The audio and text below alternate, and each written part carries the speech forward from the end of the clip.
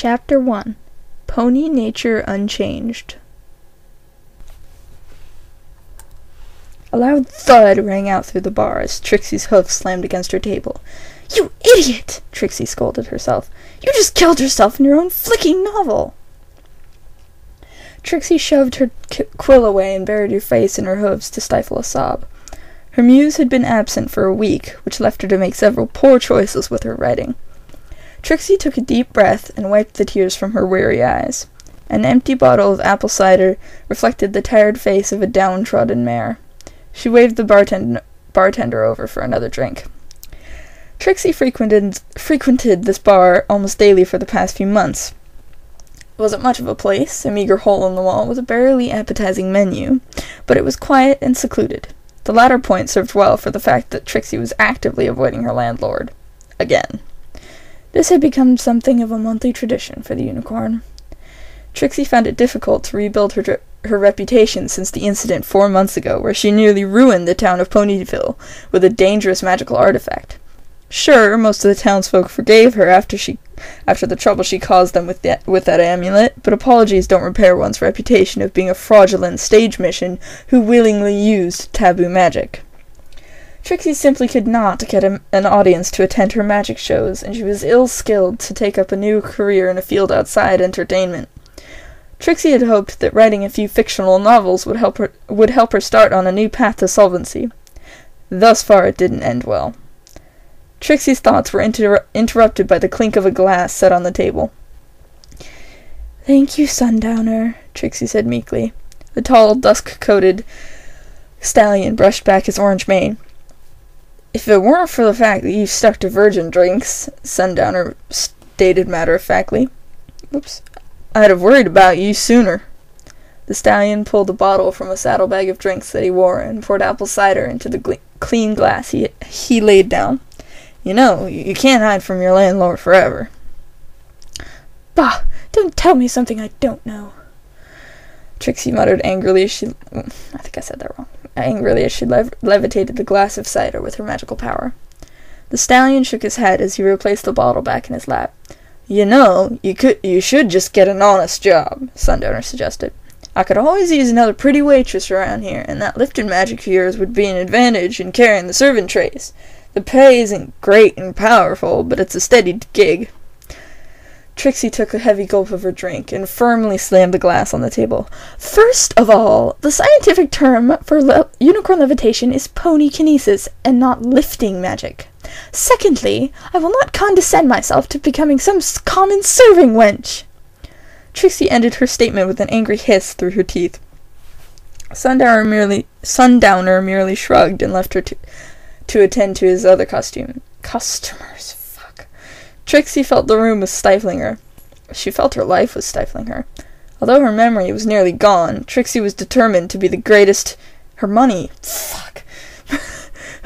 Although her money was nearly gone, Trixie was determined to be the greatest magical pony in Equestria once again. There was no other option in her mind. Sadly, there wasn't another option she could even think of. Trixie slumped a bit in her chair. She mindlessly rolled the glass of cider between her hooves as she pondered what to do with her life. As her eyes followed the waves of cider within the glass, her ears picked up a specific series of words that caught her attention. "Isn't that the washed-up stage magician?" a voice asked from across the room. Trixie bolted from her haze and looked around for the voice. She saw 2 taxi drivers at the far end of the bar talking over an article in a newspaper one of them had. Trixie swore she heard the second pony acknowledge the first questions with her name. Trixie adjusted her cape as she got up and trotted over to the 2 stallions. The unicorn shoved her way in between them to see what they were looking at. "What are you 2 discussing about me?" Trixie sharply demanded. "Geez, lady," the first cabbie replied angrily. "Don't get your tail in a knot."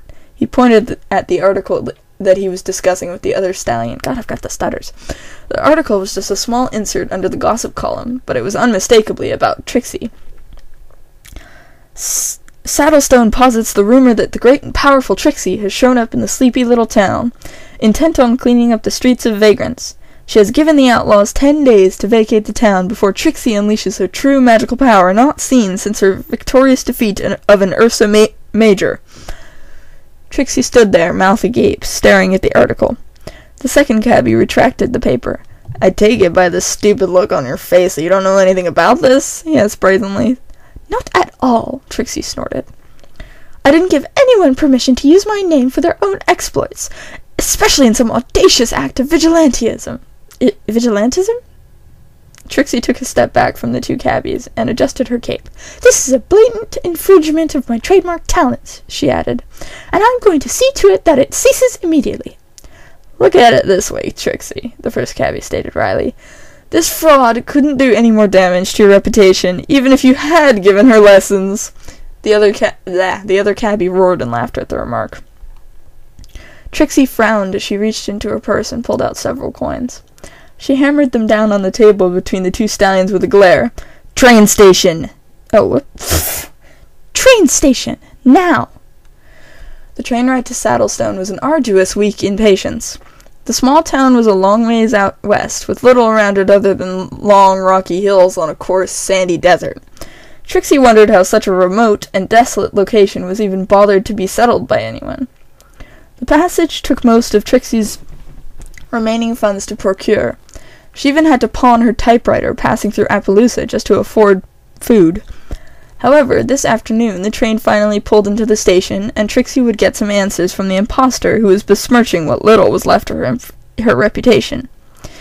"Welcome to Saddlestone," one of the station attendants half-heartedly shouted. Trixie lifted her lone bag magically and proceeded to exit the train car. She noticed that I've lost my place. Oh no. She noticed that few passengers got off at the station, and that Trixie was the only one who did not appear to be either a ranch hand or a miner. Trixie raised a hoof in reaction to the bright late-day sunlight against her tired eyes. "Welcome, miss," the station attendant agreed. "You sure are an exotic one to these here parts." "Whatever," Trixie shrugged. "I'm looking for the editor of your local newspaper. Can you point me in the right direction?" The attendant shook his head. "Sorry, miss. We don't have our own paper, let alone an editor," he explained. "Though if news is what you need, you can get all the latest gossip at the Cactus Gulp Saloon." He pointed down the dusty road, to the dull red building. "Seriously?" Trixie asked with skepticism. "Your news is just gossip?" "Well, the saloon owner orders a batch of the Dodge Junction Press twice a week," the attendant pointed out. "I reckon he ought to have a few copies of last week's edition." "Thanks anyway," Trixie sighed as she walked away. She knew she hit a real backwater town here. It was small, dirty, and it didn't have its own newspaper. Trixie glanced over at a large bulletin board where the train schedule was posted, along with an advertisement to vote for Lulu Gage at the upcoming mayoral race in San Antonio, wherever that was.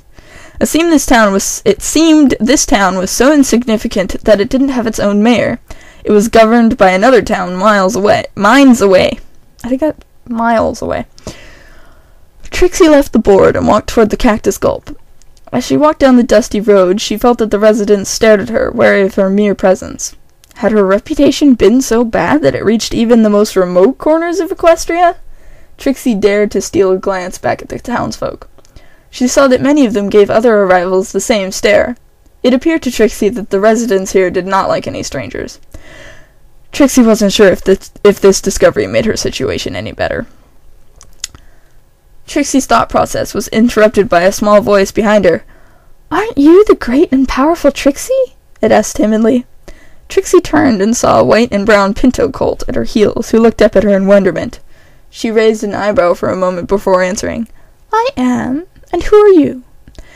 "Name's Iggy, Miss Great Trixie. Iggy Valentine," the colt replied happily. "I'm a big fan of your adventures, like the time you defeated an—" "Please no," Trixie interrupted. "I am no longer the unicorn of those illusory tales." "I understand," Iggy continued. "Heroes sometimes have to hide their identity, keep the bad guys guessing before you spring into action. That's why you came out here, right?" The colt bounced in place as he spoke to her.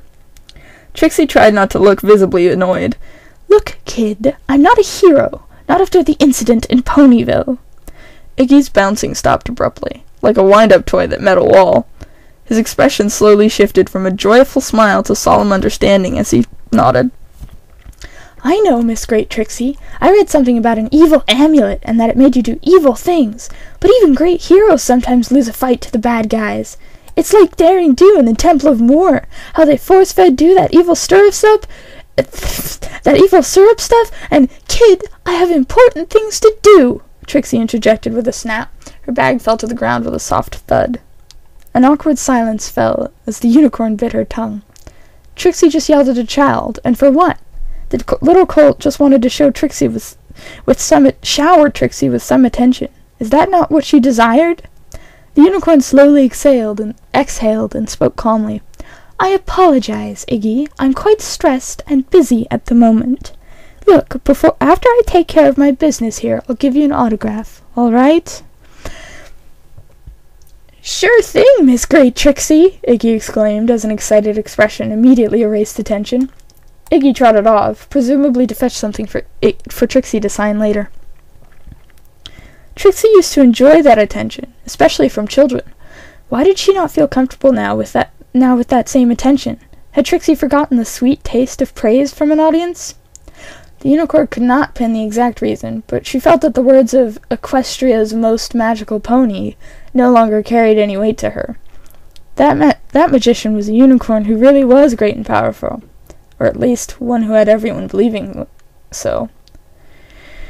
The cactus gulp's paint was bubbled and peeled like boiling water frozen in time. The long glass window panes had a permanent haze of dust sandblasted upon them, while its lone sign hung unmoving from the front porch awning. There was no apparent sound of the patrons within its walls, which gave the saloon the appearance of a derelict building. It didn't seem like much of an establishment, but then again, Trixie was used to such places. Blah, blah. As Trixie approached the entrance, she saw the torn remains of wanted posters hanging along the walls to either side. The paper faded and yellow from the heat of the sun. A few relatively new flyers covered some of the older remains. They were want ads. Carpenters needed to build cattle fencing, miners to dig up iron ore, some pony was missing 2 goats, and so on. There was even another voting ad for San Antonio's upcoming election. Words are hard. The blue unicorn adjusted her cape and stepped inside.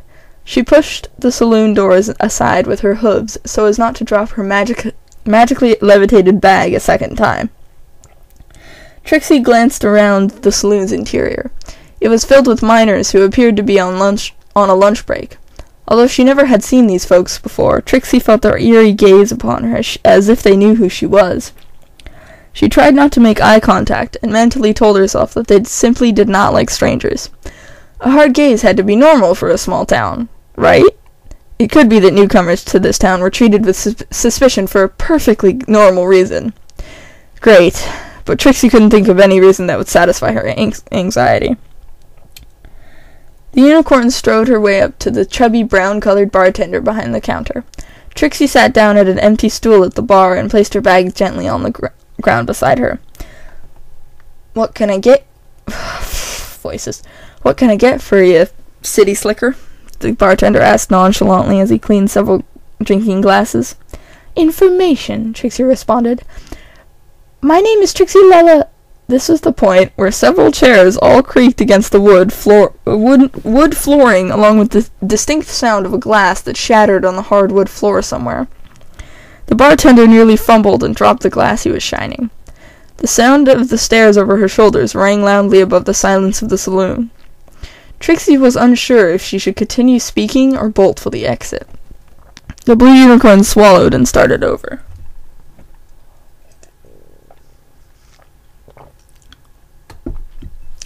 "My name is Trixie Lullamoon. I had read an article in the Manhattan Times that I was in this town threatening to throw out the local scoundrels. I'm looking for the pony who penned that article." The bartender set his glass down and leaned in close to Trixie. "Lady, what you're looking for is trouble," he whispered with concern. "If I were you, I'd leave town right now before trouble comes a-knockin'." Trixie pulled out a copy of the aforementioned newspaper article.